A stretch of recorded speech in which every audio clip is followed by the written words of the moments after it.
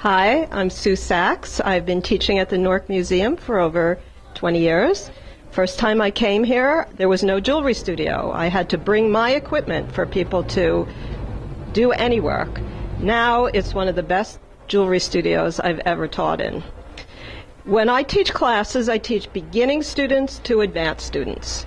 I teach metalworking techniques, so I teach sawing, soldering, filing, sanding, hammering of texture, and polishing, all in the first piece. So people make pins, pendants, and belt buckles for a first project. I also teach more advanced people, so I teach a lot of hammering techniques. We may do some torch enameling, we do fold forming. The class depends on who's in the class, so whatever knowledge is there, we build on that. I've always taught Thursday mornings at the museum. I also teach workshops, and in the summer I teach flower making workshops. So there's quite a wide variety of things that happen in here, and quite a wide variety of people with the skills they bring to the place. Hi, I'm Lorraine Niemela, and I teach here at the Newark Museum. I teach on Tuesday mornings in the fall and in the spring. And usually it's watercolor, but I do incorporate some drawing in it. I also teach a drawing class using a sketchbook in the summer sometimes. And I encourage all my students in any class to carry a sketchbook. This is one of my old ones. So whether you're a passenger in a car or in a train, or you have a few minutes to wait for someone. And then that gives you some kinds of materials to work for artwork itself, or also it just keeps you in touch with your kind of artistic nature. I start with very basic things, and even if a student has had watercolor before, they all learn something, because I like to talk about the physical qualities of materials, how the paint moves, what kind of material, what materials are worth using, and I'm here using Arch's cold press 140 watercolor paper. The paper for watercolor is the most important material, and the less adept you are with the paint, the more important it is that you use good quality paper, so that you learn what you're doing is reflected on the paper, rather than the paper changing your style and affecting it, giving you a feeling like you really don't know how to paint. The second part is the palette I use. This one is mine, so I have a lot of colors, but I have the students use prismatic colors. In other words, no earth colors, no black, no white. And that way they learn how to mix colors and find colors. Like if they're looking at this table, we try to figure out, is it warm, is it cool, what kind of colors here are warm or cool in relationship to learning about how to mix a color directly. And we use one brush, a number 12 or 14 round brush, watercolor brush, for the same reason as everything else. I like students to have little variation in what they're doing, so they can see exactly that the materials are supporting them rather than creating their own look or information. The technique-wise, then I go into techniques very carefully. I'm interested in watercolor as a special medium. It's got a certain flow, and the only other material that I can think of that works in the same way is glazes on ceramics, because you put the material down and it has a little bit of life of its own. And if you allow it to have that life and then just kind of work with it, you can control the medium, but you also have a serendipity of movement. So what I do is I talk about how the color moves. So, and I have a sketch here that I was going to work with. Simple, very simple. This is Colorado, where my son lives, and I'm passenger in a car, and I see a few curves, and I just put them down. They may not be exact, but they get the spirit of the place. And then if I'm painting from here, I'm not trying to use exactly the lines. I'm just trying to get a feeling. So I'm going to get my colors wet. Ultramarine blue, or French ultramarine, I think they call it. And this over here is cadmium scarlet. And I'm going to just quickly put some curves down. And the beauty of watercolor is that it moves as you paint. So you're creating, what I say, action and fluid action as you're painting. You want to know where that wet edge is, and you want to know how you're going to work with it. I'm just going to put some sky in there.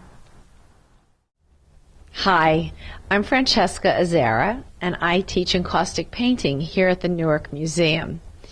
Encaustic painting is all about working with wax. Wax paints are one of the oldest mediums known to man.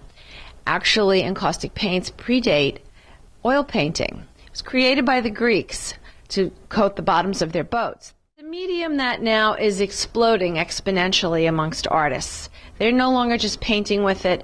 They are doing all sorts of interesting techniques with multimedia and mixed media. So I'd like to just show you several pieces that I've worked on and give you a sense of what you can do if you take a workshop with me. This piece right over here is done strictly in encaustic wax.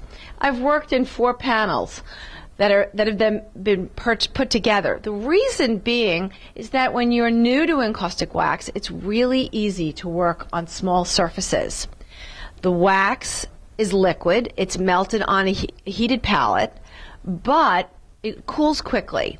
So working on a small surface makes it easier to handle. We work with heat guns, and we work with the wax that we purchase from different vendors. So they come in various sizes and shapes and lots of colors. And the wax is a combination of beeswax, damar resin, which is a hardening agent, and pigment. These paints are then melted onto a heated palette. We also work with clear beeswax. You learn all about that in the workshop. And we work with heat guns to keep the wax moving and fluid. And I teach lots of interesting techniques. This piece here is all about embedding different solid colors into the wax. And we also learn how to work with lots of other materials, because encaustic wax is great for mixing with paper and fabric. And we work with oil stick. We scratch into the surface. Even this area in here, you can't quite tell, but this is paper that's been collaged into the piece. I like to make my own papers, so I like to print with brandishing tools or markers and get all sorts of neat effects that then get blended into the wax. I also teach an advanced class. This is just a small sample piece that would be done in an advanced class. Here we're working directly on paper, and we are creating wax designs, and in this case we were sewing them together to build large panels. We often work on very hard surfaces because the wax sits better and we don't have to worry about any cracking. Encaustic wax can also be worked right onto wood or unglazed ceramics. Lots of techniques happen in one of these encaustic workshops. It's a lot of fun. It's great discovery, and I hope someday you'll come and visit us here at the Newark Museum. You can check out my work at www.francescaazzara.com. My name is Sandra Lupo, and I'm an instructor here at the Newark Museum Arts Workshop. I teach a wire jewelry making series of 8 classes. It runs 3 seasons actually, throughout the year. I also do special workshops, and I've been doing this here at the museum for about 5-6 years. Prior to that, I was a student here, and very happy being either side of the table.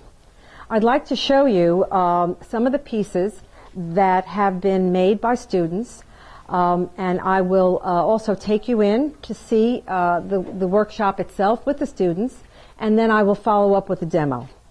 Right here there are pieces that are made by me in my collection, as well as the students' work this season. We have 9 students currently in this class. Today is the last of the 8-week series. We're all eager to get our work finished. And you can see that various techniques in wire working are being conducted right now. We have a Viking knit stitch being made stitch by stitch by hand on a wooden dowel. A few students have developed this technique both in a single stitch, and now they're working on a double stitch, which is actually more advanced. I'd like to demonstrate to you how to make a clasp out of wire to blend with a necklace that I made as a sample for my students to then take the idea and go with it. What I plan to demonstrate for you today is how to make a clasp to close off this necklace here, which is my design for my wire series class. I have cut a 2.5 to 2.75 inches of 14 gauge copper wire, bare copper wire, and I'm now going to manipulate it and turn it into a clasp that would be suitable to attach to this necklace. I've cut the wire, and now I plan to make a paddle with the hammer on the steel bench block.